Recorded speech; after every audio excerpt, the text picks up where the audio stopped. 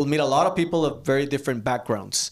And Tech and Tequila is just an event that's part of this ecosystem. It's organized by Blue People, so this is our company. And we do software development, and we do AI agents. We help companies build their product or their platform, integrate. And well, in the last years, we have helped a lot of companies with their workflows, agentic workflows, and you know all that, right? So today, we're going to talk a little bit about agentic workflows. And I'm going to give you some insights, very generally speaking. And if you have questions, of course, you can just raise your hand. But Tech and Tequila is an event that we host every single month here at Station Austin. So I want to thank our sponsors, the two main sponsors, of course, Blue People, but also Station Austin, that is providing us with this space. And it gives us the opportunity to showcase and to learn a little bit about different topics. We also invite different speakers, right? So today we're going to give this specific topic, but if you come again next month, you will see another speaker here standing up and sharing something maybe completely different. But it's always tech related, okay? And it's always relevant. So don't miss this type of events. You can follow us on LinkedIn. You can follow also our newsletter, and we are always putting there relevant content. So if at any given moment during this talk, which is going to be a short talk, don't worry. If you are thirsty, you can just raise your hand, and Enrique is going to take care of you. He's going to bring you a tequila or the beverage of your preference. And so we're going to have this 20, 30-minute talk, and then we'll just continue with the networking. So that is Tech and Tequila. We start networking, we give a tech talk, and then we finish with networking as well. Okay? We do this event here in Austin and also in Houston. So raise your hand if you're from Houston. There you go, 2 people. So if you're here visiting or you live in Houston, you will find that we host a Tech and Tequila there as well, because we have an office there as well. Okay, so today we're going to talk about the API of the future and how right now the agents are connecting to the fragmented web. Right? So you know that nowadays or recently APIs have become a struggle, right? Because with more and more apps out there and being able to be integrated with a third-party application is a must, right? So every time a new API is being built, there's an endpoint that we need to maintain, that we need to secure, and every endpoint has different patterns, different schema. So it's becoming a struggle nowadays for apps to connect with so many different third-party apps, right? Because right now the number of apps that you find on the stores or online, they're exponentially growing. Right? So we need another solution, or probably something on top of the APIs that can allow us to manage better and to don't become so much technical debt and so many issues that many APIs can have. So just to note some of the risk and impacts, well, obviously you have security risks. Every API has different endpoints, so you need to be able to maintain them secured. And also technical debt is growing because you're putting code out there that is changing a lot. When your product is growing, there's new information coming in and out, so you need to maintain every API. So you obviously have operational slowdown. It breaks. It tends to break if you don't maintain it. And well, obviously that is a struggle to scale, right? So imagine, just to put an example, that we want to book a flight, right? And nowadays, there's a lot of solutions out there and agents that are marketing themselves as agents that can do this for you with just a prompt, right? How do they work? How are they evolving? Well, imagine all the APIs that you need to build if you did it the traditional way, with just APIs and the traditional way of building APIs. If you want to book a flight with just one prompt, imagine all the things that you need to connect in order to check your calendar, to go to Expedia and find the best or the cheapest flight, then updating an Excel spreadsheet with your information, and then sending a message through Slack, getting or telling the team of this new booking. Well, if you use any LLM and you follow the traditional path, maybe it will look something like this, right? Where each arrow is an integration, is a new API to the new tools. So, and that is called the N times M problem, right? Where if you add tools on the right side or on the left side, it gets exponentially complicated, right? So another tool there in this example would at least require 4 additional APIs and 4 additional things to maintain over time. So I'm going to put a scenario just to have an example.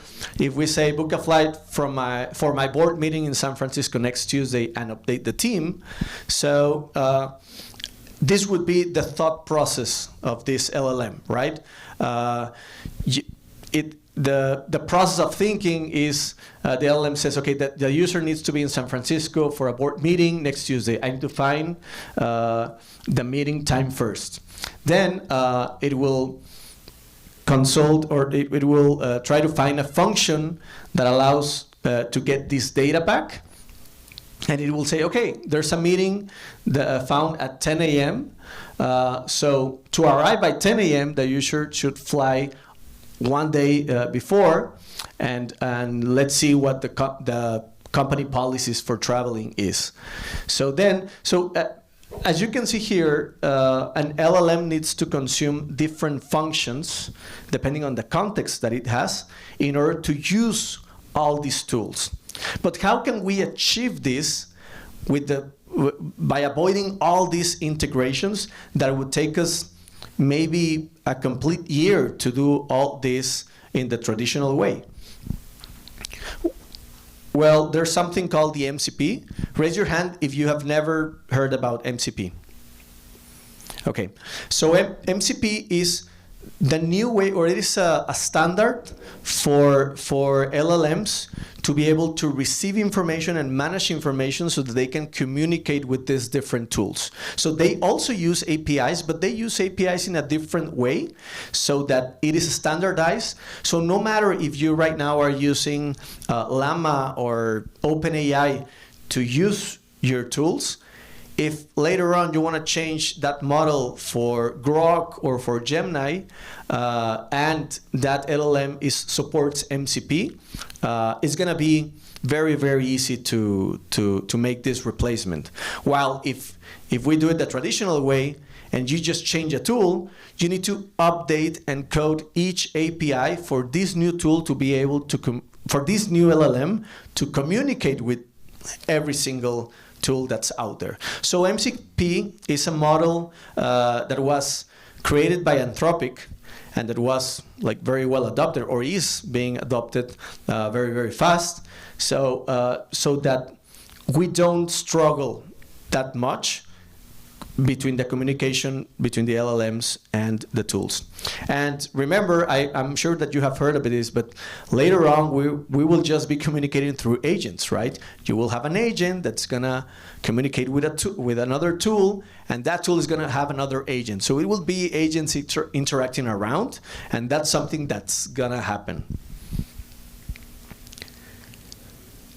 So just to have a quick comparison, the traditional way of building APIs is designed for humans, not for LLMs. It has fixed endpoints where the MCP is more of giving semantic capabilities and tasks instead of a specific instruction. With APIs, you need to have everything documented. Because if you put a new developer to make a change to the API or do something different or build something, that developer will need to have very, very clear documentation online to see, okay, I want to connect to Expedia and I have my app. What information is Expedia expecting from me to book a flight? So you need to read a lot of documentation and find that there are so many fields that you need to send back and forth, and that is something that is slowing down the development process. But now the documentation is going to be the exact code that you're putting in the MCP server, because that you're providing the whole context that the LLM is going to process in order to execute the task. So imagine getting rid of all the documentation and just actually doing the code, and that code being the documentation that you need in order to update it later on. So that's something that if you're a developer, if you have managed a development team, you know that that's a huge win. Also, with the traditional way of building APIs, it's very brittle, right? If the schema changes or something, instead of, let's say, you are expecting a specific field called user ID. And for some reason, Expedia decides to change user ID for customer ID, right? So now all the apps that are communicating with Expedia are going to break, because they're going to send user ID instead of customer ID, and that is going to throw an error, right?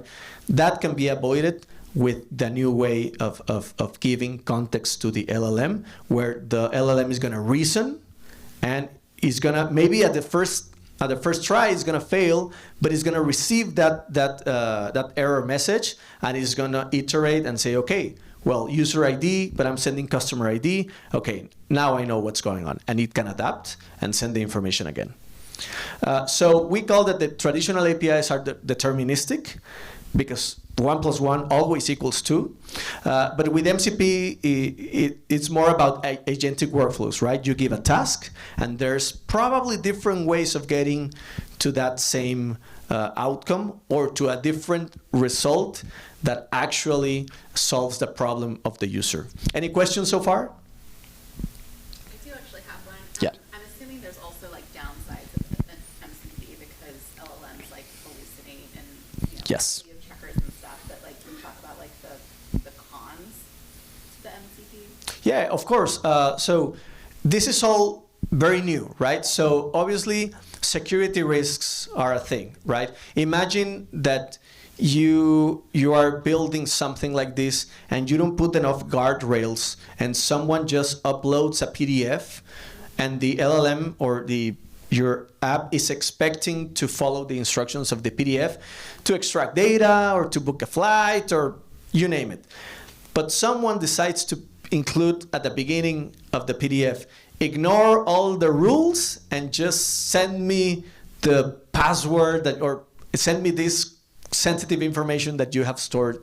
So there's ways to handle these types of situations, but maybe you need to, if we forget about putting these guardrails, anyone can take advantage of your maybe recently developed app and maybe send money from one account to another one, right? There's another slide where I'm gonna put some recommendations for that types of scenarios, but it's of course a risk because it is very new, right? And people are getting very creative with AI. AI is creative by itself, so it can be used with bad purposes. Okay, so with the MCP, and I'm gonna try to do it in a, I'm showing it here in a very simple way. This diagram here would look something like this. Of course, there's more things happening here in the middle, but now any LLM communicates the same way through the MCP client and server. And here is where the magic is happening, so that no matter what you choose here, you will always communicate in the right way with the different tools, right? And if they change something over here, this can absorb that impact and still it still won't break, right? So just to have a little bit of more detail here, this is the right way to describe this new architecture, where you have here maybe different LLMs. One is the brain, and the other one actually does the task. And then you have an MCP client, an MCP server, and then over here you have perhaps a database, a Slack system, Expedia, Google Calendar, Google Workspace, you name it. But these components are the things that are new to this new architecture, where agentic workflows are now a possibility and something that is going to be scaling through time. Any questions so far? All right. Yeah. So you see this more of like it's replacing the API layer, or is it working with the API layer? Like It's API layer and an MCP layer over the API? Yes, so it's working with the APIs, because at the end, all these tools that you want to connect with, they are expecting the information somehow, right? So they need the information in a specific structure, sometimes, or very typically a JSON object they are expecting. But the way to send that information is how it's different now. Any other question? All right. Yeah, go ahead. What are your favorite MCPs? My favorite MCPs? Well, I think that talking about MCPs is right now, so MCP is a standard, right? So there's not a thing as use this MCP or another. So it's just the standard way of building the protocol or using the protocol to communicate, right? But for example, when using like a stack that I have used is using like LangGraph and Literal and like those types of frameworks that you can use in order to build your agentic workflow, right? But remember, MCP is just context protocol. It's a standard way of doing things, right? And there's frameworks and tools that you can use in order to get on top of that. Thank you for the question. Any other? Okay. So, and this is where we are going to get a little bit in the security, from the security standpoint. There's something called human in the loop, and I'm sure some of you have heard of it. Raise your hand if you haven't heard about human in the loop. Okay, cool. Okay, so human in the loop is just consent-based, right? So you won't build a product or an agent to, imagine if you tell your agent, hey, transfer $1,000 from this account to another one. And the LLM or the agent just goes ahead and does that, right? That probably is not smart enough.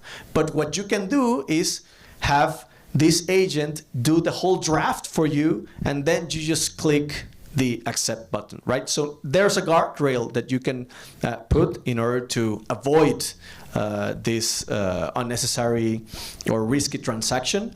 The other thing is you never give an agent admin rights, right? You just give the agent the access that it needs to perform the tasks. Specific folders, specific files, specific drives, etc. But you always want to be there present, or you can divide the tasks between the low-risk task and the high-risk task, where the low-risk tasks are the ones that the agent is going to do all the way through, but the high-risk tasks are going to be consent-based. So you can put human in the loop there for you to just approve those transactions.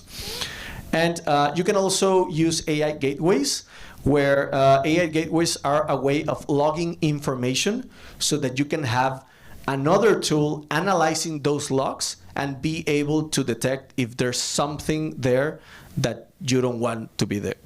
You don't want it. Maybe there's a third party looking into your files, or this agent sending information through another channel that you didn't plan. So being able to have a gateway logging information and you analyzing that information with another tool, that's something that will prevent a lot of security risks. So the business impact, well, there's of course going to be a lot of forms that's going to, or a lot of ways that this is going to impact or is impacting the businesses nowadays. But maybe we're approaching an era where you're not going to win if you have the best UX UI, right? Or the best UI interface, right? Nowadays, the value is around how many apps are you integrated with, or who can you communicate with, right? Because instead of having a dashboard telling you the forecast of sales, maybe you're just going to throw the question out there and you're going to hear that from an agent instead of seeing that information through a dashboard, right? So the ways of analyzing information and consuming information, it's shifting, right? So maybe it's going to be the death of dashboards. We don't know. Also the pricing, right? So instead of paying for a seat, instead of paying for a license, you're now seeing that we're paying for tokens, for credits, right? Where if you ask an agent to do a bank transfer, it's going to consume different credits than if you ask him to book you a flight, right? And like I said, the integration is going to be the competitive edge and no longer the UI. And also, this invisible web is going to be built in the backend. So you're going to maybe be interacting with an agent, but behind the scenes, different departments of these companies are going to be communicating each other through MCP servers, right? So for you, it's going to be seamless, but in the backbone, there's going to be a lot of integrations back there between different LLMs. Yeah, go ahead. From your personal experiences in terms of creating that nice UX for the user, do you have any kind of good integration stories or companies or apps that you think provided a good integration process through MCPs versus ones that you think maybe are falling behind and probably need to pick up the pace a little bit? Yeah, I don't have the answer to that because, for example, in our experience, the way that we're building this, it's still for medium-sized companies that are trying to innovate with something new, right? So we haven't seen a lot of those cases where we maybe work with big companies and fix their issue, right? Or compare to different alternatives. This is still very new, and but I will get back to you on that. That's a very good question. Thank you. Any other question? Go ahead. Yeah, can you talk to me a little bit about the SaaS pricing shifts? I know there's been recent reevaluations of a lot of major players like Oracle, ServiceNow, Salesforce, and I'm trying to understand how the introduction of all these new players have kind of at least influenced some of the repricing that we're seeing in the market for basically legacy CRMs and ERP systems. Right, and that's a very good question because, for example, right now, paying for a monthly fee to use an app, that's the standard, right? Or that's very common. You download an app, you have the free version, and you have the premium version where you pay a specific fee. You pay $20 a month or $30 or whatnot, right? But whenever we are going to start seeing more agents, people are going to be using all sorts of tools. And the same app that can have different capabilities will consume thousands and thousands of credits to do one task, but very, very low amount of credits to do another task, right? So the pricing model is going to be very difficult for those companies if they still charge a flat fee, right?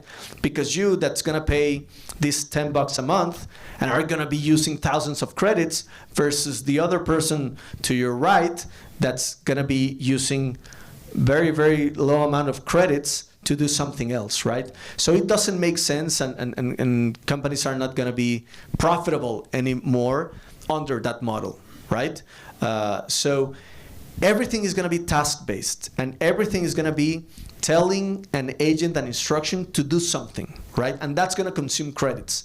And how many credits is that going to be? It's very difficult to estimate. So companies are going to say, hey, I don't know how much I'm going to charge you. I'm going to charge you per credit, and I'm going to be very transparent about it.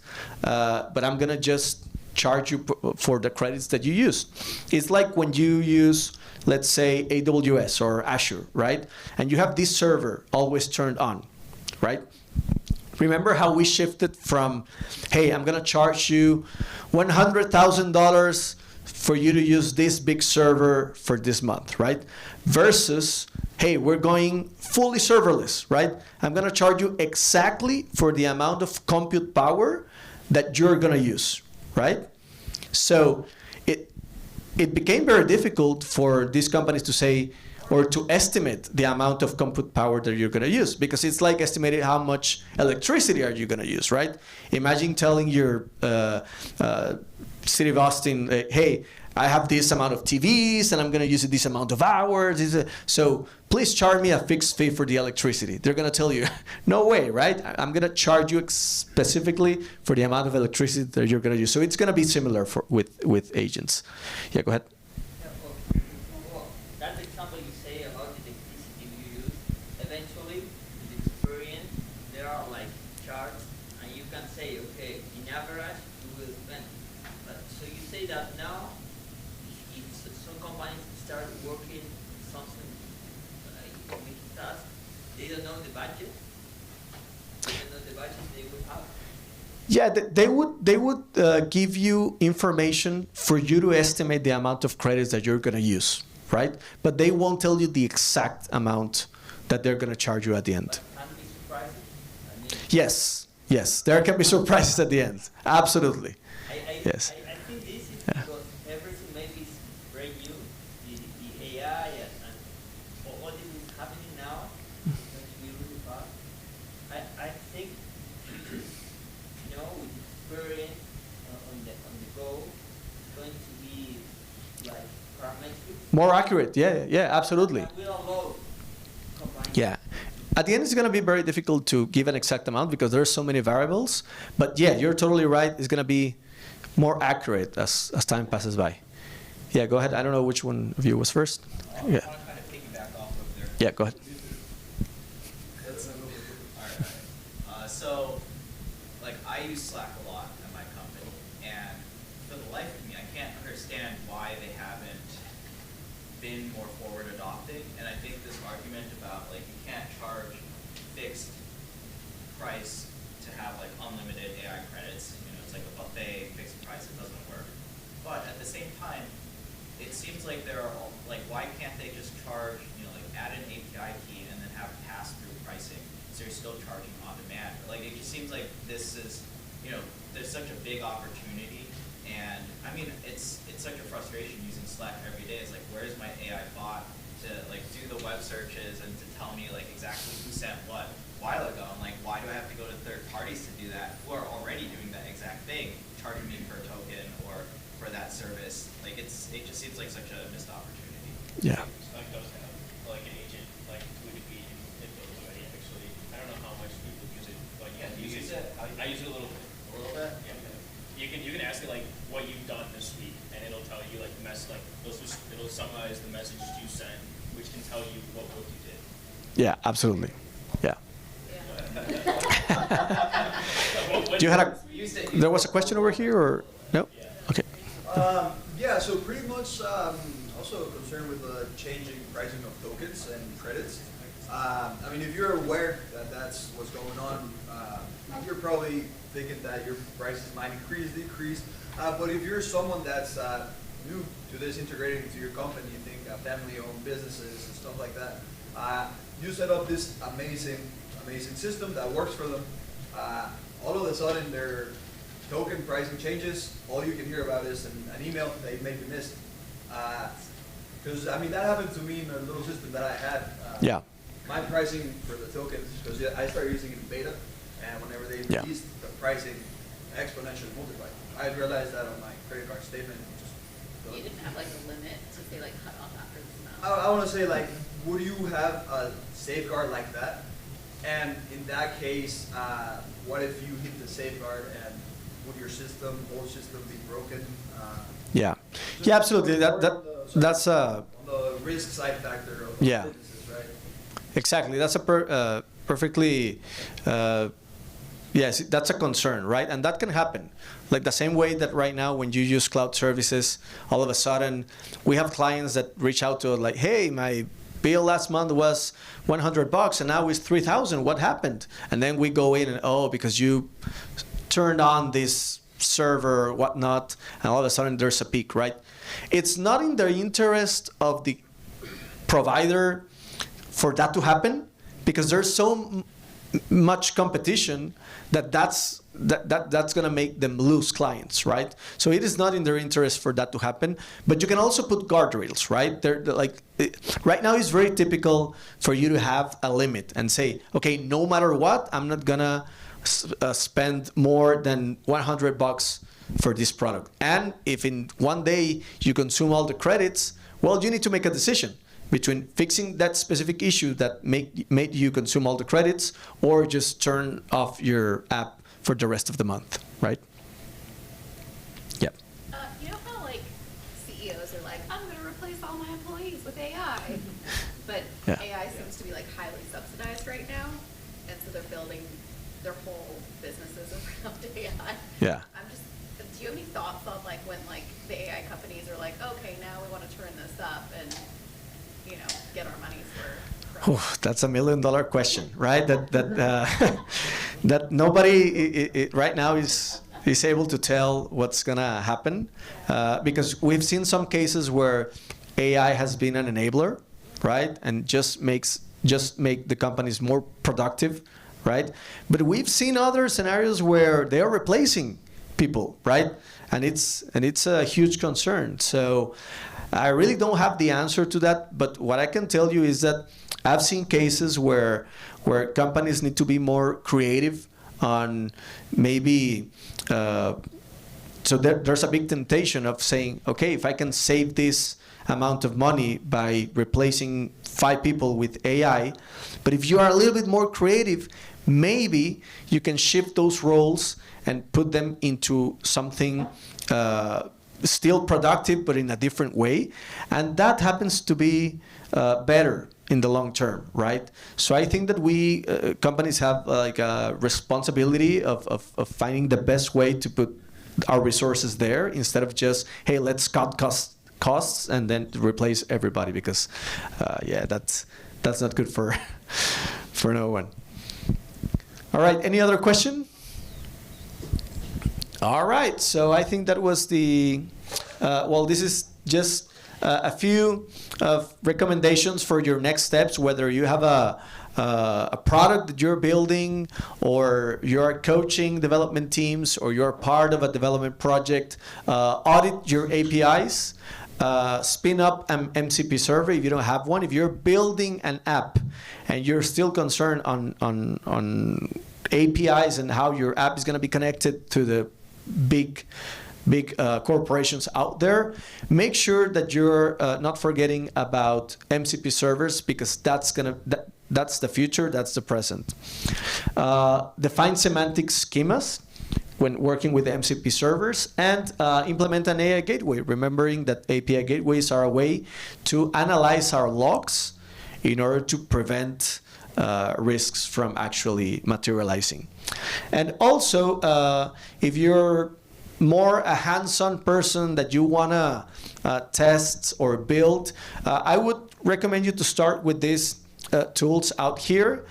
These are just the logos, but if you don't know them, this is Make. The first one is Make, the second one is N8N, and the third one is Zapier, right? So they are tools that started as workflows, like specific deterministic workflows for predictable tasks, and now all of them are evolving into agentic workflows, where you can still build workflows in the traditional way that add a lot of value nowadays for specific scenarios, but they are not getting behind, and they're introducing ways of orchestrating through an LLM or through an agent different tools that you can at the end have a workflow, but but this workflow is going to be more goal-oriented instead of with a very specific task. So if you want to learn more about these workflows or MCP servers or whatnot, we can schedule a time to talk after this or during the weekend. Feel free to reach me out, but go ahead. So it's make.com. The second one is N8N. And the third one is Xavier. Yes. Well, thanks a lot for your time. Let's continue the networking and the tequilas. And if you have a time to chat, I'm here for you. Thank you. Let's take a picture. Enrique is going to take a picture. Which way do you want it? Yeah. Okay. Everyone, gather together.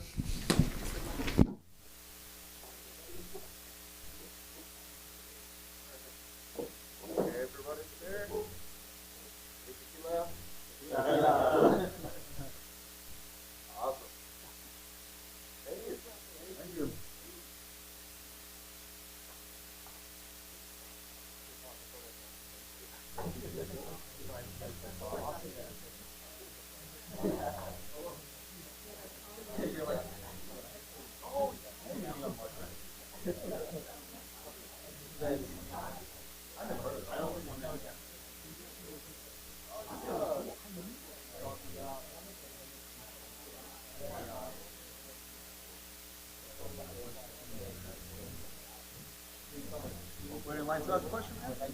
Oh, really? Is that working?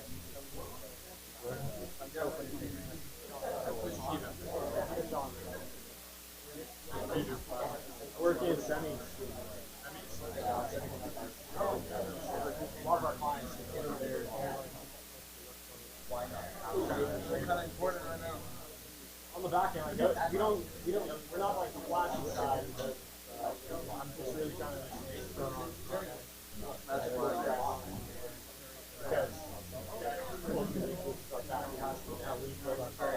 I was told that the business, I'm not gonna make millions. That'll be nice, but that's the part of it. I was like, look at it. I like the screw. That's the most expensive thing. You make it for users cheaper.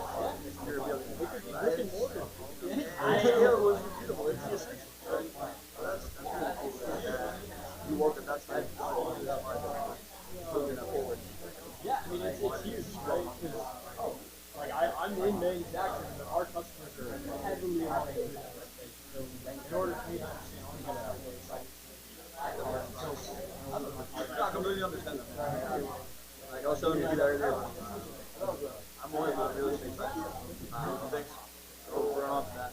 I do understand the side of things. People don't really see real estate technology. I was like, this is explaining me systems we use, especially that we're born in college. You have a problem.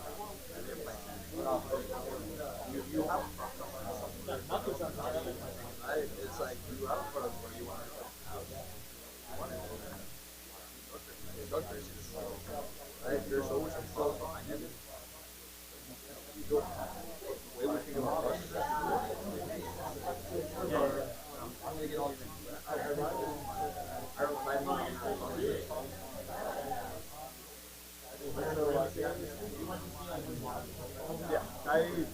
I'm in the connect. I love making connections. I was in the real estate industry. My idea was something near Austin. So real estate matching that, like, I got lucky somehow. I got my dream job. I got to take my phone.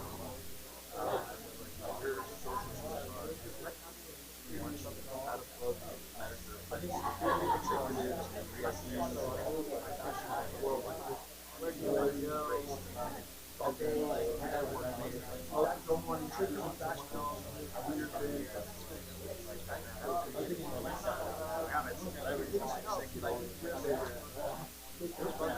I did that for 3 years. I quit last November.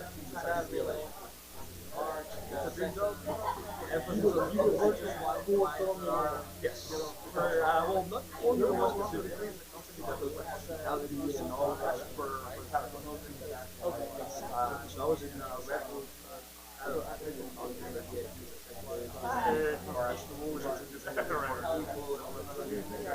That's what I really like. I love Austin.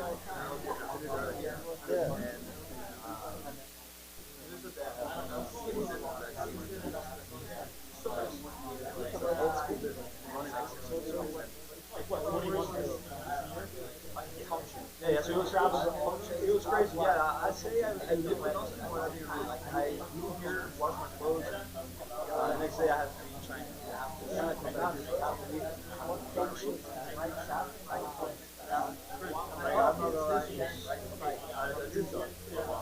what's the information that I'm going back here? That's like moving in the world. You understand that it's a big shift. That's basically it's entertaining. And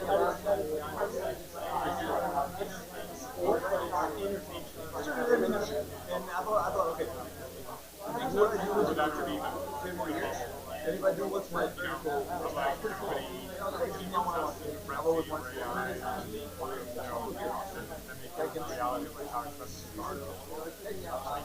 turn on the dream. Oh, yes. Later, man. You see, like, I had that nice job or something like that. So I'm on the manufacturing nowadays, not time shift. So we basically build a server that's token based now. So basically, how much money do I carry? It's like a little like stack.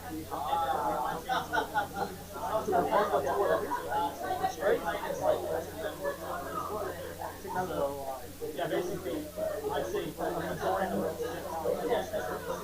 and we are essentially just testing globally. It's not we've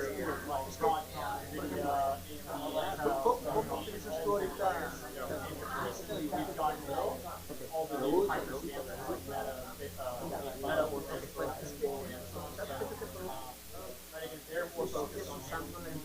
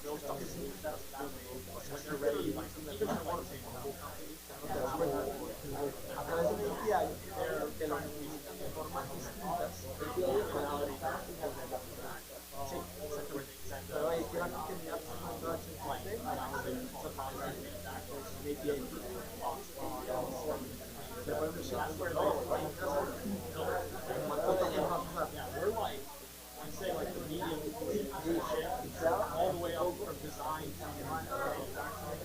validate that shit and send it to market. We're really like the go-to-market. So what's the relationship to that as the company? What's your role? Well, so right now I'm a technical program manager of Google. Okay. Yeah, so I work with a Google Cloud. Right now I'm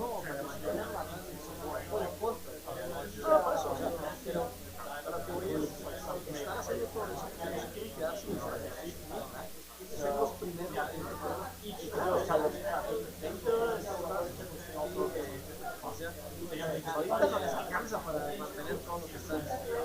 Pero si no lo va a hacer, va a dejar de usar.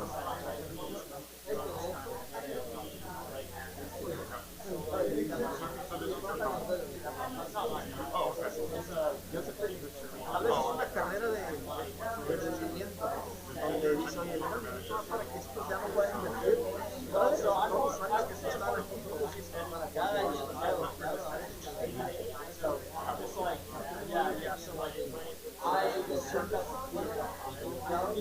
most of my work in the projects that I oversee within our company are towards got it.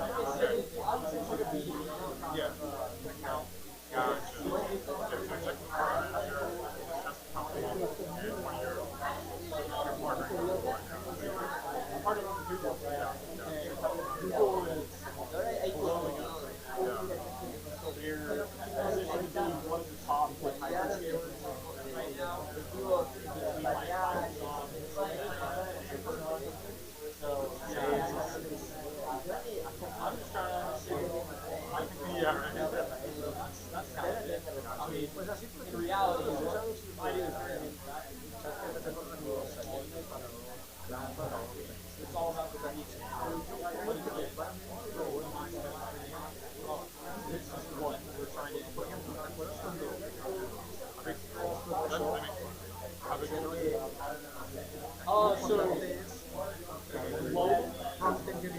The team that I'm on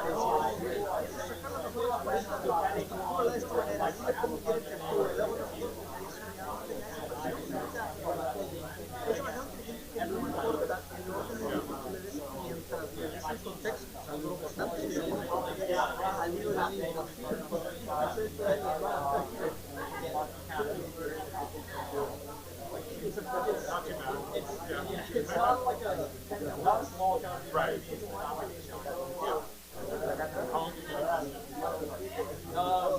It's been around some time. This company is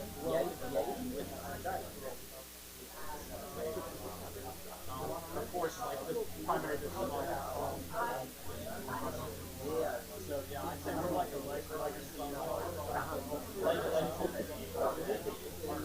trying to grow and our customers are basically going involved with all the front-end software and the consumer side of the product. It's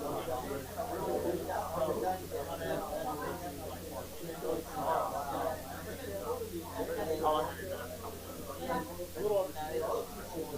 I graduated from IT.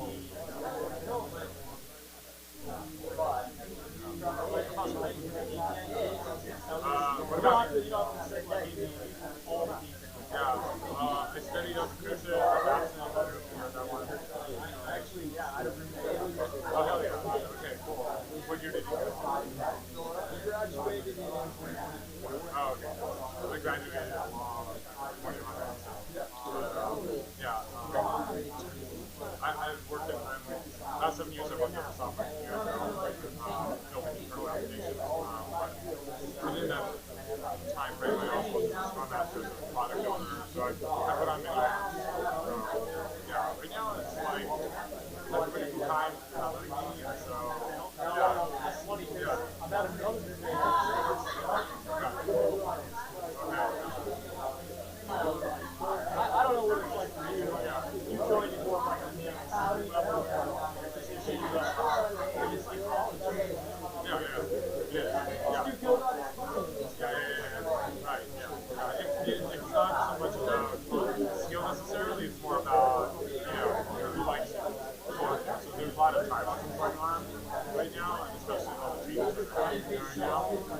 I'm just hanging out in the meantime, seeing what's going on. So, yeah, I'm not going to find the feet. So that's all this time. So I kind of get into Scrum Master role. I don't know if you're familiar with that at all. Oh, hell yeah. So have you functioned as a Scrum Master? I wouldn't say completely. Yeah, I would say within the scope of our project, our team, it's all hardware related. Yeah. So I'm not looking at hardware tickets. Software but it's more so like kind of risk-based planning, risk quality. Okay, cool. Yeah. Oversee products, manufacturing products, like design. Yeah, I mean, we have our fixed systems. Yeah. Okay.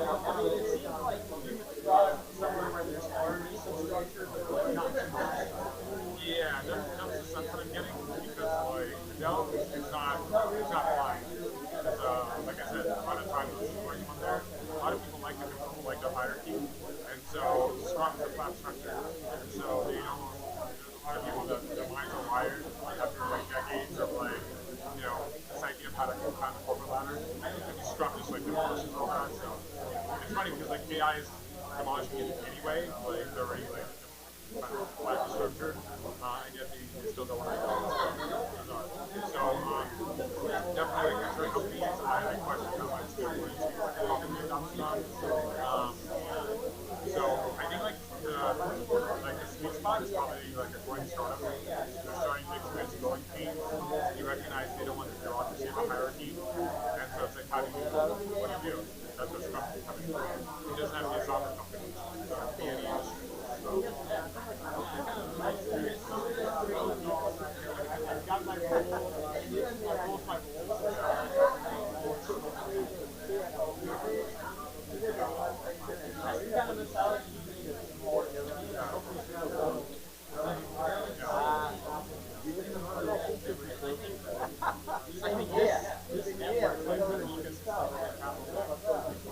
right? Yeah, that was my thought process.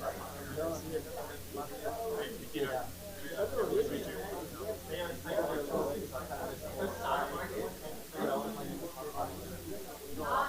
Like, was he presenting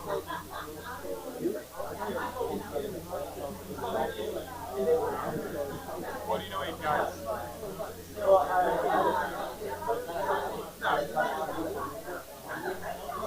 Just APIs, but AI APIs. That's all it is. I'm software engineer. But I'm studying business, self-taught software engineering. I've been in all sorts of roles, been an account manager, product manager, scrum master, so I worked as an actuary. You know what an actuary is? Actuary?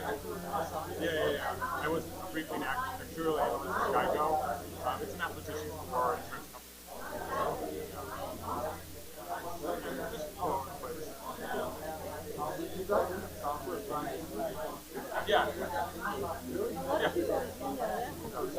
I've heard stories, but I've never like had somebody like that. Yeah, I think it's just one job, of course, in high school. But my attitude going to college is like, I come from Ukraine, and my whole family is like, you know, collectivism, communism. None of us know business.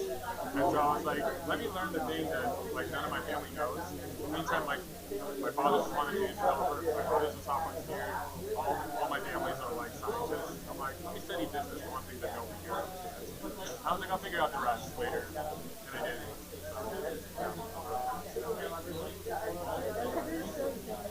It's a fun little story. I got stories. I got a lot of stories. Many stories. So, what do you do? Oh, so you're a software engineer? I don't want to Computer science background? You do what? Oh, okay, cool. So I do like Okay, cool. So you were just yeah, that's like all I do. There you go. but yeah, I'm kind of looking at it. It's cool to see how we talk about it. I don't know how long it's going to take for it to get the hard side. It's kind of last. You can try it, but if I'm It's a dangerous game that everybody's playing right now. So, yeah. I can ask you enough questions, but it's probably not going to work.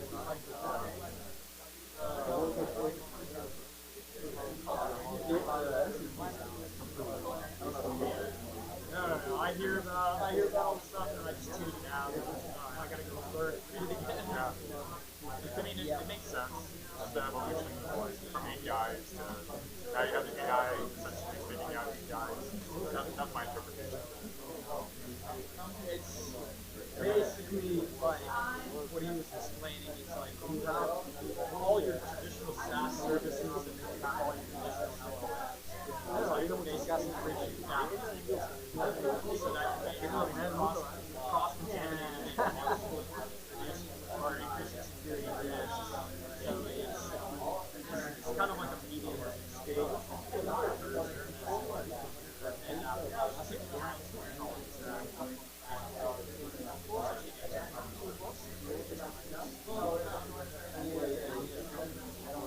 I wonder, like, it's conceptual. It's not there. It's all conceptual.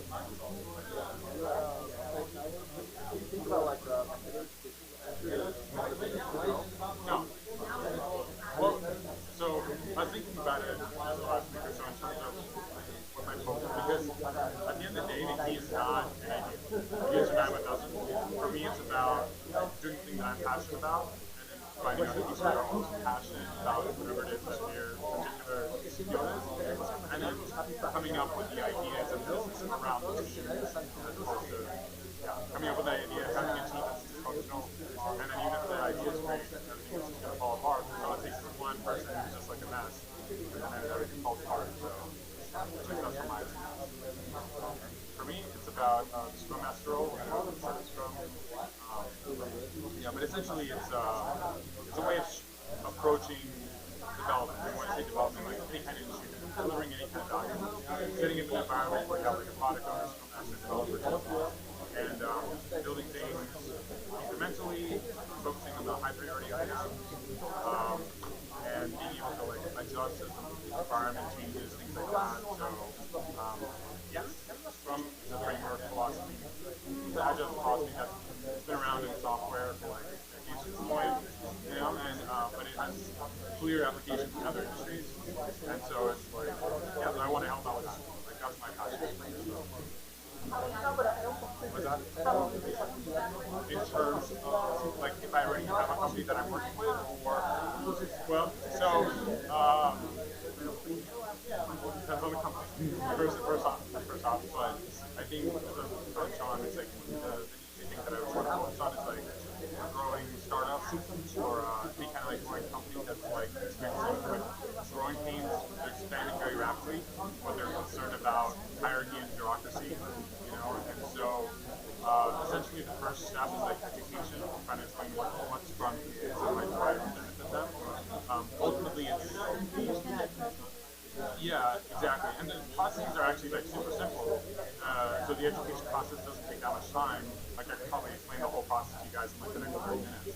But then it's about coaching and supporting and make sure that they maintain their structure. A good example is like, you have a coach. What's that? And once you play, so as you expand out, you build out one Scrum team, you max out at around 10 people, then you want to break out the Scrum teams, so now you have multiple Scrum teams, and you expand horizontally as opposed to vertically. So that's kind of the approach. And each Scrum team ideally has its own Scrum Master, but initially maybe it's like, okay, Scrum Master, that's one team, 2 team, 3 team, okay. Overloaded, let's hire another Scrum Master. The original Scrum Master like guides along, it becomes an agile coach is what it's called. So you just sort of expand that way. So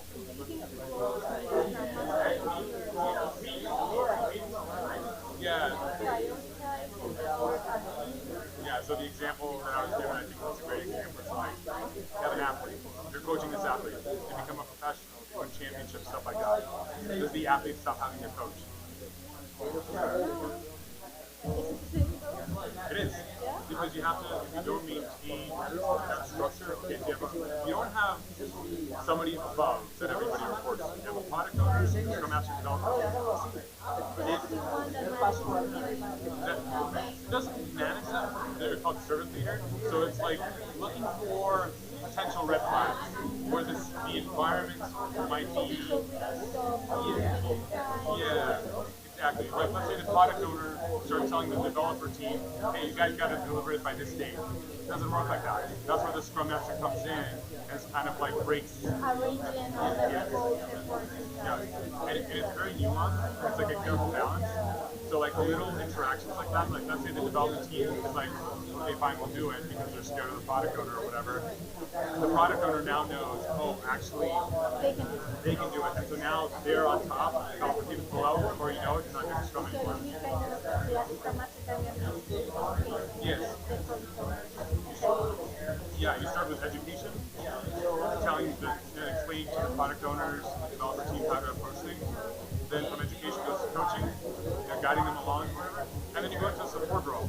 It's like, okay, you guys figured that out? Cool. I'm going to go over here to another Scrum team, but if you guys need anything, I got you. You got it. Well, I'm a program manager, like in manufacturing, but like there's overlap, right? But like Scrum, there's overlap. Manufacturing, at a high level. What he's saying is like it's a principle or a framework that you can apply to any industry or any company where there's a product, like the output is like a product or service or something that's valuable, right? And it's all based around engineering talent, I think, is what and it's like, how do you help them maximize their work without necessarily falling within the scope? So essentially, a Scrum Master is a product manager or project program. That's a confusion layer, but in a nutshell, a lot of times the product manager ends up being both a Scrum Master and a product owner, and again, that creates the hierarchy. So it ends up being, because they have so much power, the developer team feels like they report to the product manager, essentially. That's why it's so important to have like a Scrum Master to keep it flat structure. Why do companies not do it? At the end of the day, on an individual basis, this is sort of the philosophical conversation, people like control. That's all it comes down to. So with the Scrum Master team, there's no hierarchy, like 10 developers, Yeah, you have one Scrum Master, one product owner, and then the developer team. Those are the three roles. The product owner defines the line of work. What are the high priorities? There's no product manager. That's the product owner. So imagine the one guy establishes the product, and the other guy finding out impediments, stuff like that. Then you have the developer team figuring out how to do it, provide estimates, and actually implement it.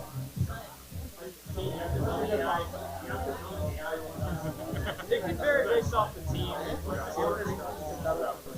I guess like if you have like a utilized team like that. A big concern is accountability. So if nobody's reporting to a higher up, how does everybody get accountability? And they figure that out. It's called a team agreement. So the team gets together, figures out what's cool, what's not cool, what they have to figure out, and consequences if we're not following the team agreement. You get together, try to figure it out. Scrum Master tries to facilitate that. Once they come up with a team agreement, they're like, okay, now y'all on the team agreement. Anytime y'all have an issue, go to the team agreement. What does the team agreement say? You don't go to your manager, you go to the team agreement. And if there's a situation that's not covered in the team agreement, at the end of the sprint, you have a conversation, how do we modify the team agreement to take into account all these different situations? That way it's like everybody's just accountable to the team. And it becomes team-centric as opposed to like individual-centric.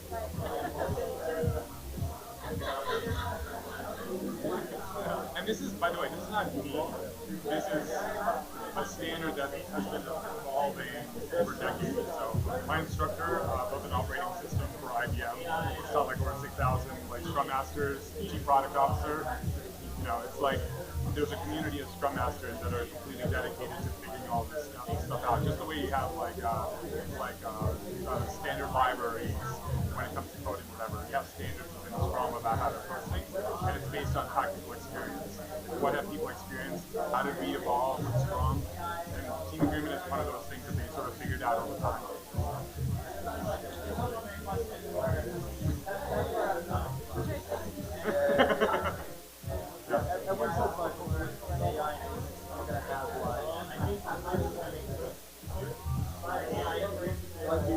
You're gonna have less vertical structure in an organization, you're gonna have more like contracts.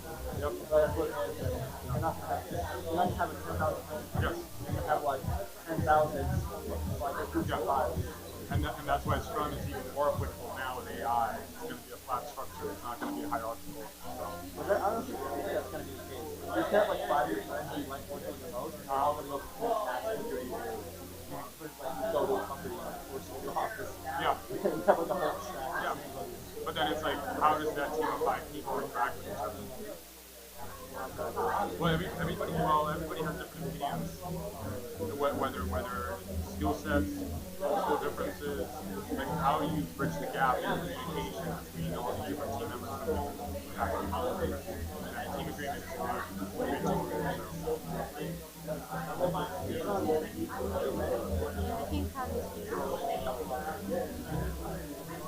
I don't recognize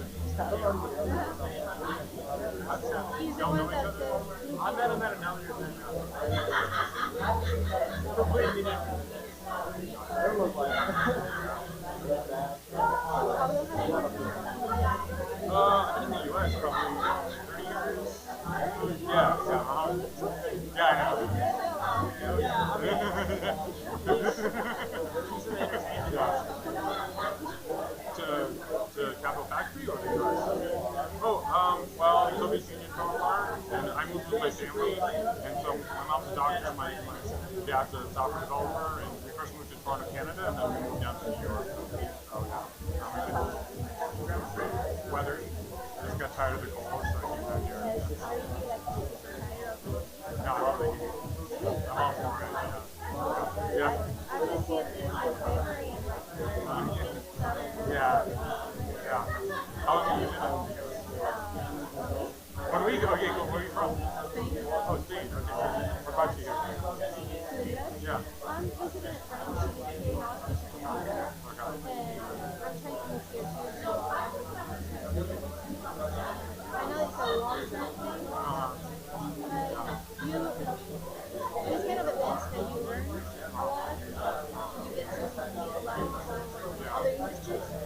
It's always good. Yeah. So let's see if we can find Cali somewhere. Where's it? Oh, over there. Okay. Have you already? Who? Oh, no. No, I haven't. Yeah, I want to talk to him, so. Yeah. Let's try to invade. Yeah.